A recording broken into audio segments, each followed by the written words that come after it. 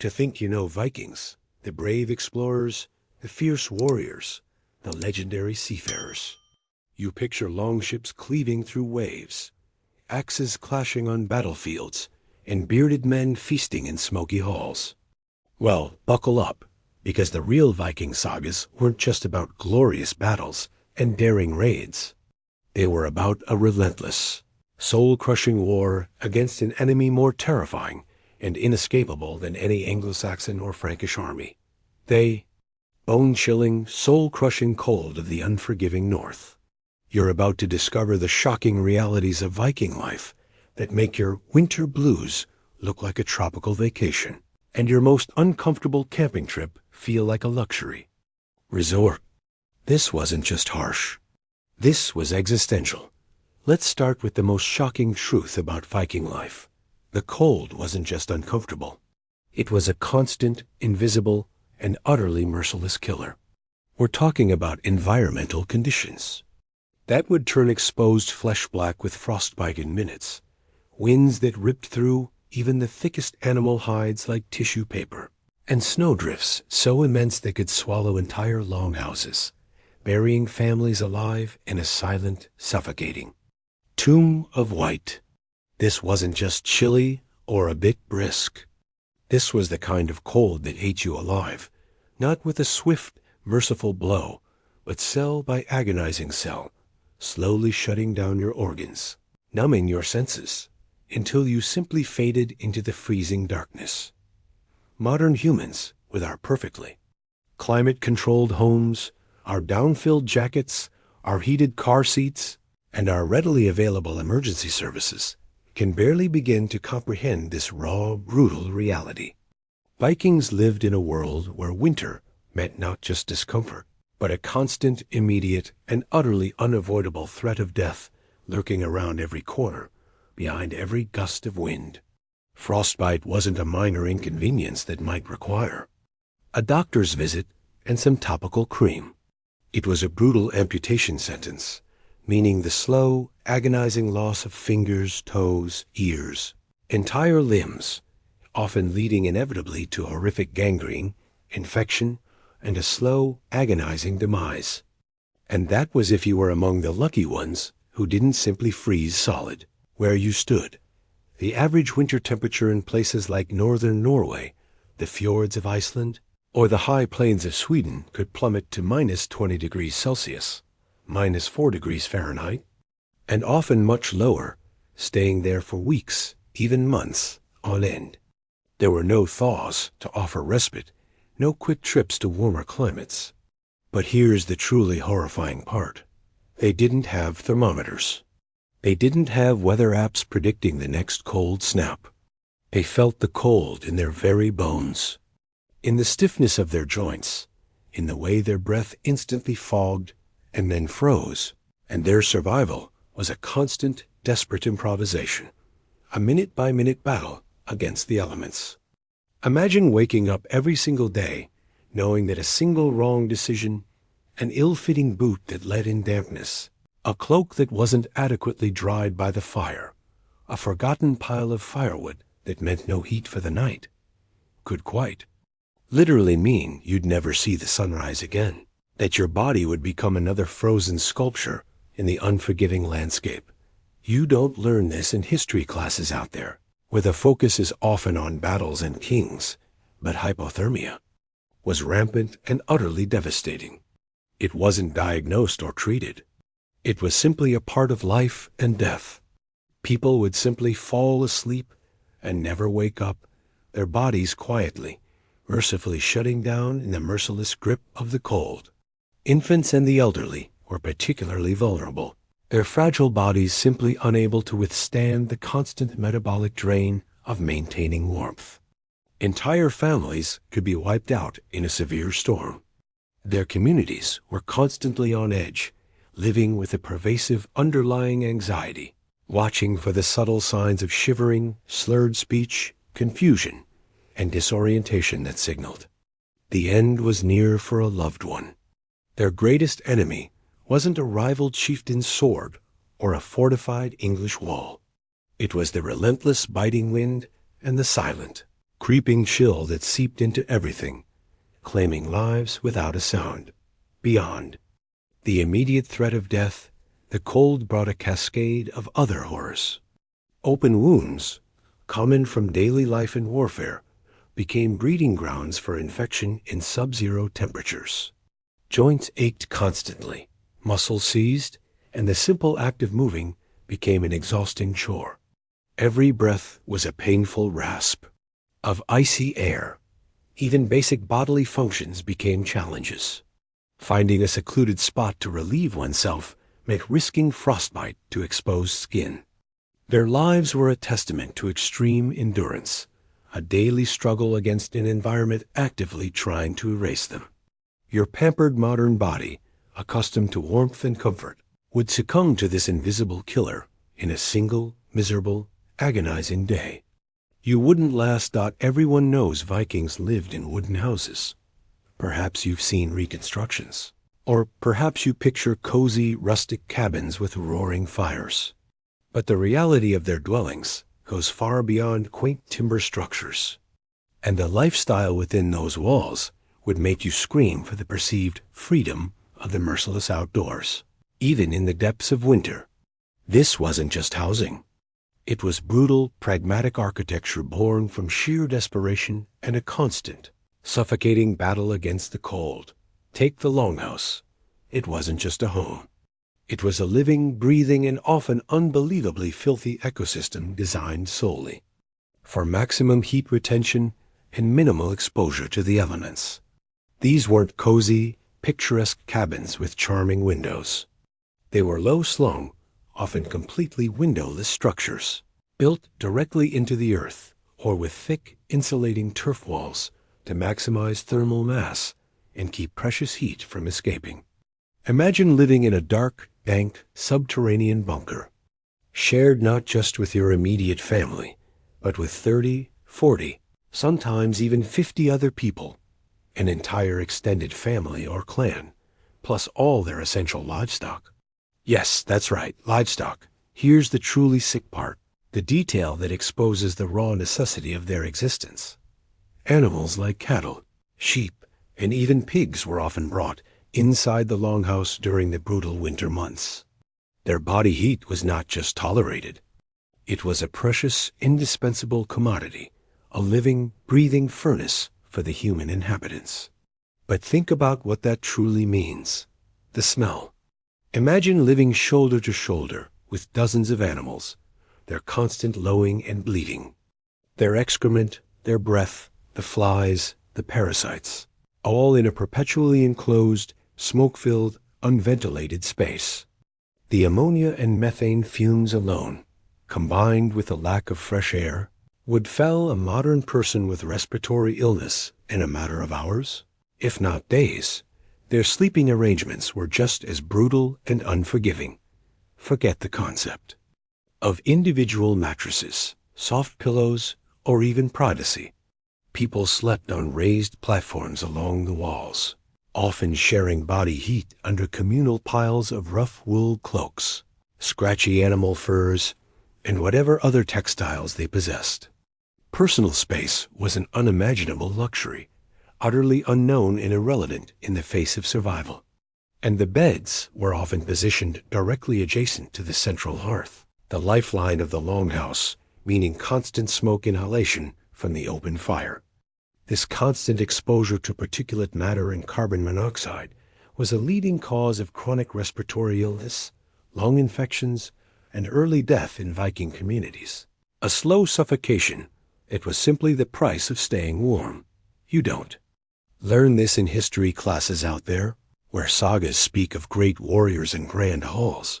But personal hygiene was a distant, almost forgotten concept, sacrificed entirely for the sake of survival. Bathing in icy, freezing water was not just unappealing. It was a guaranteed death sentence due to rapid hypothermia. People would often go for weeks, even months, without a proper wash, without changing their clothes. Imagine the accumulated body odor, the thick layer of grime, the matted hair, the ever-present lice and fleas thriving in such close, unwashed quarters. Your pampered modern sensibilities, your insistence on daily showers and clean clothing wouldn't last a single night in that environment. The psychological toll of constant filth, coupled with the stench of animal and human waste, would be unbearable. Even their clothing, their primary defense against the cold, was a feat of raw endurance. Multiple layers of rough, scratchy wool, woven crudely, and cured animal skins, often greasy, heavy, and stiff from processing, were their only protection. There were no zippers to seal out drafts, no waterproof membranes to repel moisture, no lightweight synthetic insulation. These were garments of sheer, unyielding function. Once they got wet, from sweat, from snow, from a sudden downpour, they stayed wet, retaining moisture and losing their insulating properties. And wet clothes in freezing temperatures meant certain, agonizing death through hypothermia. They lived, breathed, and slept in garments that would make your most uncomfortable wool sweater feel like luxurious silk. Garments that were less about comfort and more about the grim calculus of staying alive. Every fiber of their being was dedicated to the brutal reality of existing in a world utterly hostile to human life. A world that would break your spirit and body in ways you cannot fathom. If you think your winter diet is a challenge, perhaps, involving a few too many comfort foods or battling the urge for fresh produce, wait until you hear about the Viking approach to food. This wasn't just about calorie intake. It was a desperate, often disgusting, and utterly brutal battle against starvation, where every meager meal was a hard-won victory over the relentless, barren landscape and the gnawing emptiness of their stomachs. Their ingenuity was born from a constant, existential threat of hunger. Vikings consumed what was available, and in the relentless grip of winter, that meant relying almost entirely on preserved goods. There was no concept of fresh, seasonal produce for months on end. We're talking about incredibly high-fat, high-protein diets designed for sheer, gritty survival, not for pleasure or culinary delight. A typical meal often consisted of dried fish, so hard it had to be pounded tender with a mallet before it. Could even be chewed, cured meats so intensely salty they made your tongue shrivel and your throat burn. And fermented dairy products, like skyr or various sour milks that would turn a modern stomach with their pungent aroma and tangy taste. Every bite was a functional act of war against caloric deficit. But here's where it gets truly bizarre, and frankly, revolting. To avoid scurvy and other devastating deficiency diseases, when fresh fruits and vegetables were utterly non-existent, Vikings developed incredibly ingenious and often stomach-churning methods of food preservation and consumption. They famously ate fermented shark meat, hakarl, a dish so potent that its ammonia-rich smell alone could make your eyes water and your stomach churn. They consumed seabirds, their eggs, even various types of seaweed for vital nutrients. Every single organism found in their harsh environment was viewed as a potential resource, a necessary component in their desperate quest for survival. Nothing, absolutely nothing, was wasted if it could provide even a single calorie. They also practiced what we would today call nose-to-tail eating, but not as a culinary trend. It was out of dire necessity. Every single part of an animal was meticulously utilized. Blood was collected and turned into thick, nutrient-rich puddings or added to stews. Bones were boiled for hours to extract every last bit of marrow and create gelatinous broths. Guts were meticulously cleaned and used for casings, or even directly consumed for their nutritional content.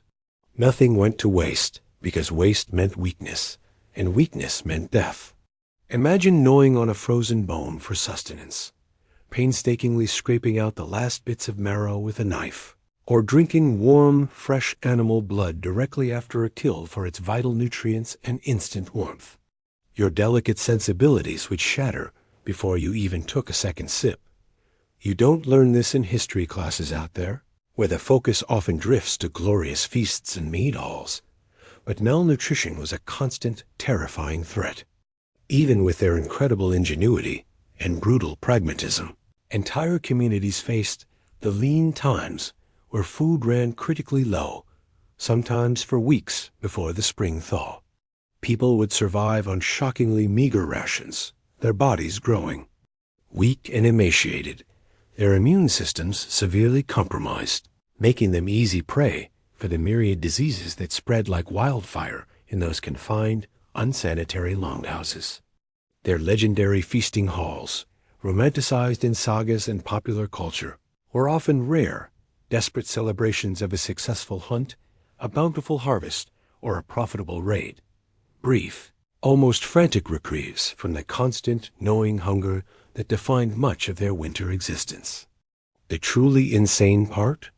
Their drinking habits, often depicted as boisterous and celebratory, also served a grim, functional purpose. While ale and mead provided some much-needed calories and a temporary illusion of warmth, the winter water sources often froze solid, becoming inaccessible. They'd rely on melted snow, which could easily be contaminated with dirt or animal waste, or more commonly, on their fermented drinks, consuming them not just for pleasure, but to avoid deadly dehydration and to provide a crude internal warmth.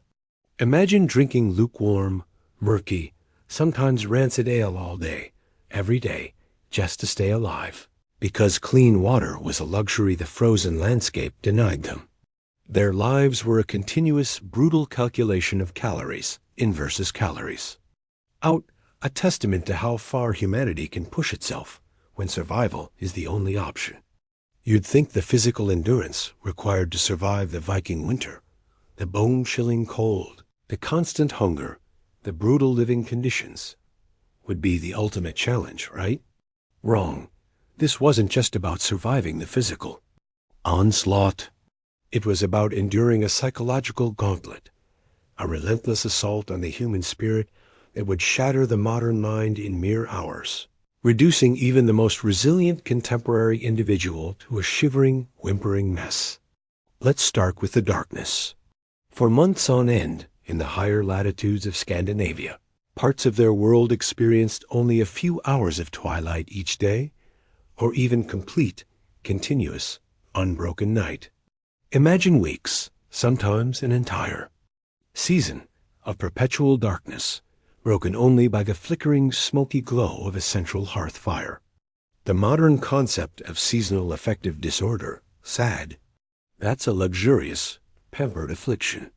For Vikings, constant darkness bred not just a low mood, but a profound sense of existential dread, fear, paranoia, and a creeping, debilitating isolation. Sunlight, our natural mood regulator, was simply gone. Your body's internal clock would revolt, your mood would plummet, and despair would set in with a terrifying speed. The sheer monotony and lack of stimulation would drive you utterly mad. Without electricity, without books, without easy communication beyond their immediate, confined group, winter meant being cooped up, sometimes for months on end, with the exact same small group of people, often in stifling proximity to livestock. There was no escaping the endless, grinding cycle of basic chores, chopping wood, mending clothes, preserving food, tending to animals. No quick trips to the store, no phone calls, no streaming entertainment. Disputes festered, petty grievances escalated, and cabin fever was not a metaphorical concept, but a brutal, tangible reality. The crushing lack of novelty or external stimulation alone would break most modern individuals, driving them to screaming fits or catatonic despair. But here's where it gets truly insane: the constant, pervasive threat of natural disaster. This wasn't just a bad storm. Blizzards could rage for days, even weeks, burying longhouses completely under mountains of snow, trapping people inside with dwindling supplies and suffocating air. Famine was not an abstract concept, but an ever-present specter, always a possibility if the harvest failed or the hunt was poor. The sea, their highway and source of sustenance in summer, became a deadly, impassable barrier of ice and storms in winter, cutting them off from any potential external help or escape. Every single waking moment was spent assessing threats, mitigating risks, and making life or death decisions with absolutely no room for error. The mental burden of constant vigilance, of knowing that a single mistake could mean the death of your entire family, is something most modern minds simply aren't equipped to handle. You don't learn this in history classes out there, where the focus is often on their Viking conquests and glorious deaths, but many Vikings simply didn't survive winter. It was a grim, yearly culling, a brutal natural selection process. The weakest, the sickest, the unluckiest, they simply vanished into the snow, succumbed to disease in the dark, cold, smoke-filled longhouses, or died from accidents exacerbated by the conditions. Their legendary resilience wasn't just physical strength. It was a profound, almost terrifying mental toughness, a grim determination forged in the crucible of absolute necessity. They had no choice but to endure, or die got the truly terrifying. Part is that their forms of fun and social interaction often involved more hardship, not less. Winter gatherings and feasts, when they happened, were often less about carefree celebration and more about a desperate need to share meager resources, solidify alliances, and maintain community bonds necessary for survival. Their sagas, myths, and folklore, while rich with adventure, were often dark, stark, and brutal, reflecting the harsh realities of a world where nature was a brutal, indifferent god and human life was fragile. The most powerful Viking wasn't necessarily the one who could wield the heaviest axe or command the largest fleet. It was the one who could simply endure the longest, whose mind and body could withstand the relentless psychological and physical assault of the northern winter. They were survivalists in the truest, most brutal sense of the word. So there you have it, the real Viking winter. Not the romanticized adventures of popular culture, but a grueling, daily, minute-by-minute fight against elements that would utterly crush the spirit and body of any modern human. A life where survival was the only goal, where every comfort we take for granted was an unknown luxury, and where death lurked around every icy corner. Their legacy isn't just about exploration, trade, and conquest. It's a masterclass in how absolute hardship and an unrelenting environment can forge a level of human endurance, both physical and psychological, that we, with our smart homes, heated cars, and easily accessible food, can barely begin to comprehend. If these disturbing historical truths made you question everything you thought you knew about survival and human resilience, maybe hit that subscribe button, because there are plenty more horrifying truths that textbooks conveniently leave out. And trust me, you haven't heard anything yet.